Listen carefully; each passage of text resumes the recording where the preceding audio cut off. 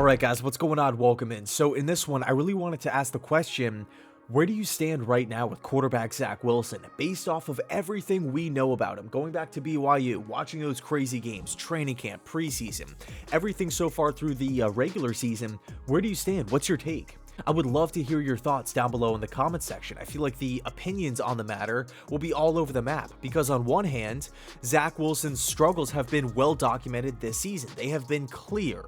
He has struggled big time. But then on the other hand, Wilson also has a laundry list of valid excuses in his back pocket. He's 22 years old. He's a rookie quarterback. He might not be 100% ready to start. He's being coached by rookies. He's taking over a 2-win football team. Okay, not that much help around him. He's having to learn on the fly. So it's not really a right or wrong style of video, more so just an open conversation. I want everybody to have an opportunity to dish out their thoughts, what they have seen from Zach Wilson, because at the end of the day, this is important. I feel like it definitely needs to be talked about. With that said, this is my take. I don't think Zach Wilson is ready to be an NFL starting quarterback right now. I'm not saying a year from now. I'm not saying 4 weeks, 5 weeks from now, but currently, based off of the results, based off of the numbers, based off of the eye test, what I've seen, I don't think Zach Wilson is ready. Okay, I'm not saying I'm right or wrong or anything like that. That's just my personal take. Am I done with Zach Wilson? Do I think he's a bust and, the Jets should part ways with him this offseason? Absolutely not. I just feel like in this current moment, again, based off of what we've seen up to this point, 12 weeks through the NFL season, it just does not look like he's ready to be a starting quarterback in this league. When Wilson's out there, I feel like the Jets offense just looks clunky. It looks out of sync, out of rhythm. I feel like everything is rushed. It almost looks like there's a sense of panic on every single play.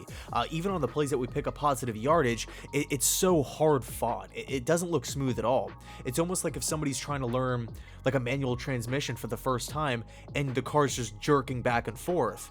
But technically you're still moving forward. That's kind of what it looks like to me. And if you take a look at the numbers, they back it up. With Zach Wilson, this Jets offense averages 267 yards per game. With any other quarterback, they average 454 yards per game. Those other quarterbacks, of course, being Flacco, Mike White, and Josh Johnson.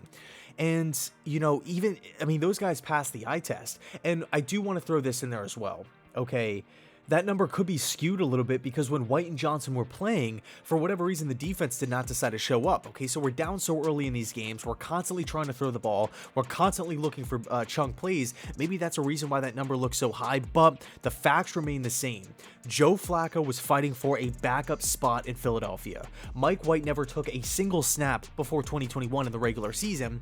And Josh Johnson was in the AAF. He was out there for tons of teams to sign. He wasn't some hot commodity. He wasn't some franchise quarterback. And those three quarterbacks are averaging nearly double the yards than Zach Wilson.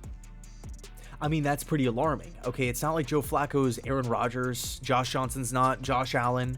Mike White is not Tom Brady. I mean, they're not even like middle of the road quarterbacks as well. We're not talking about guys like Jimmy Garoppolo, Ryan Tannehill, who else? Teddy Bridgewater. No, I mean, these guys, again, Joe Flacco was fighting for a backup spot. So it's definitely concerning how much success the Jets have when Zach Wilson is not present. And that leads me to believe that Wilson is just not ready. I do want to take a lot of the blame off of LaFleur's shoulders because when he moved into the box with Mike White at the helm, this offense just started to flow.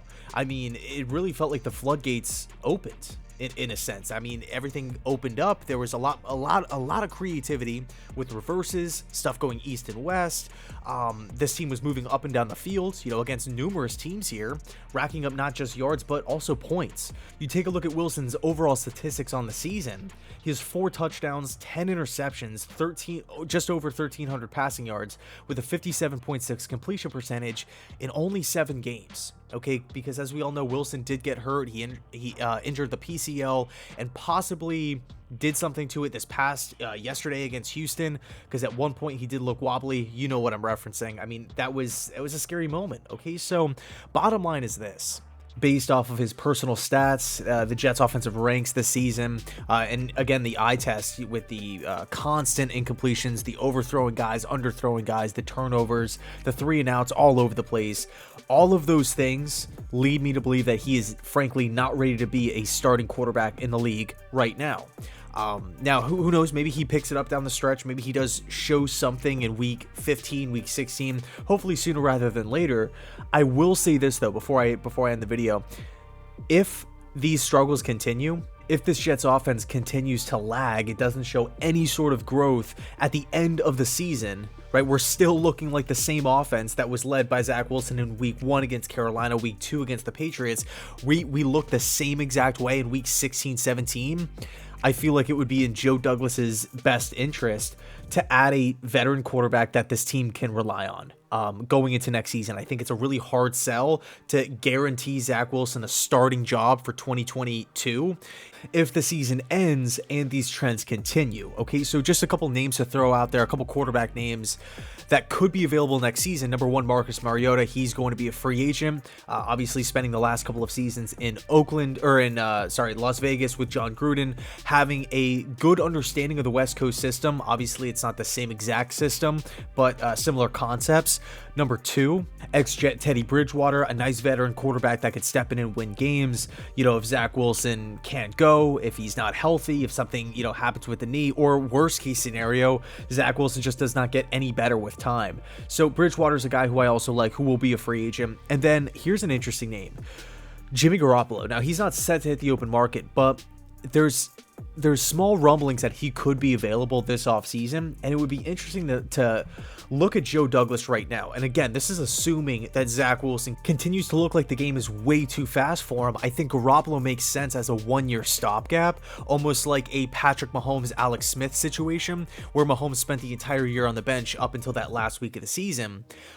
Same situation with Zach Wilson here. We could take the pressure off of Wilson until he's truly ready to go, learning behind a pro in Garoppolo. And frankly, this is a guy who, spent the bulk of his starting career in San Francisco in the same exact offense with Mike LaFleur. Okay, and Robert Saleh, he was there as well. So I think it makes a lot of sense. The only problem is, of course, the price tag and the current contract that Garoppolo is on.